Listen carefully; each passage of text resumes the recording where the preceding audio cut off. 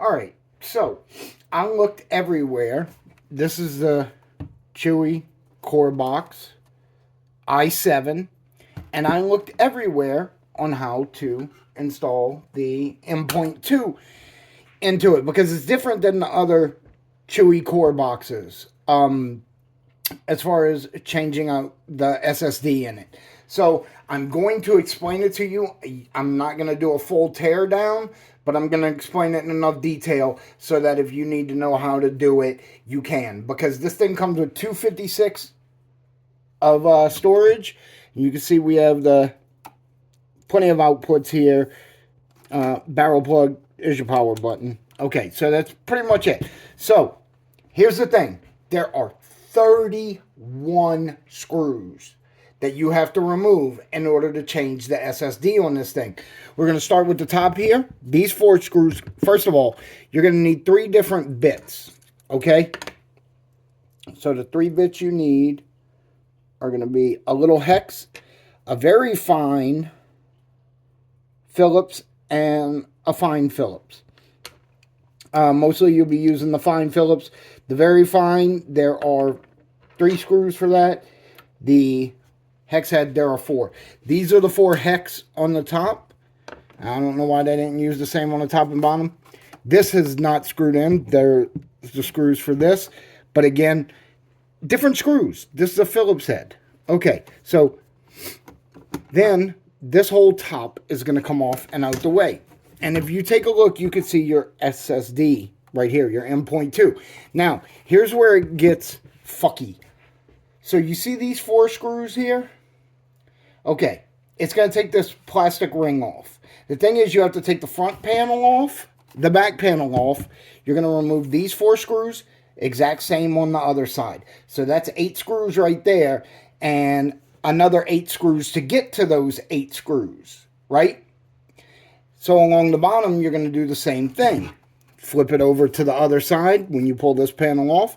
4 screws, 4 screws. Now, once this ring is off, this section here, this plastic, is held on by 4 corner screws that are under there.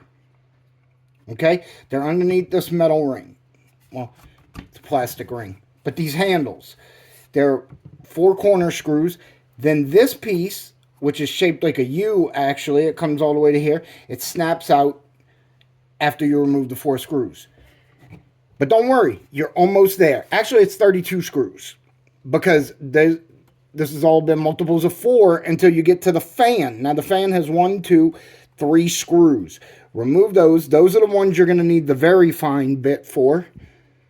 The very fine Phillips. And once you remove those, there's 1 screw at the other end of your SSD that's going to hold it in place. So, yes. So, basically, remove these 4 screws. Take that plate off. This will be solid plastic like this on that whole backside. Take these 4 screws off. Remove this. Remove all 16 of those screws. These handles just come right off. There'll be 4 screws here. Take those out. Pop this off because it kind of locks in. Then the 3 screws for the fan. And then you can put everything back together. And it's actually a nice little system. This is the i7. So that's actually pretty awesome. This thing will easily, for me, I build emulators. So this will very, very easily run PS2, OG, Xbox, and GameCube. 6th gen, no problem. Starts getting a little dicey with 7th gen, PS3. Maybe then at that point you need to switch over to a Ryzen because you're going to need that extra graphics power that the i7 doesn't provide. So try it out. But this is how you change out the SSD. Extremely overly complicated. 32 screws. When I use the Dell is literally 1 thumb screw for a Dell mini PC. For the Lenovo mini PC, it's literally 1 screw. But when I use the Chewy core box, it's 32 screws.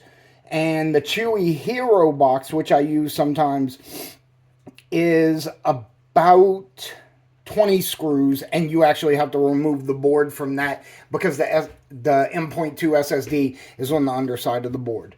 All right, so that's how you change the SSD. If you have any questions, let me know. I'm happy to troubleshoot for you.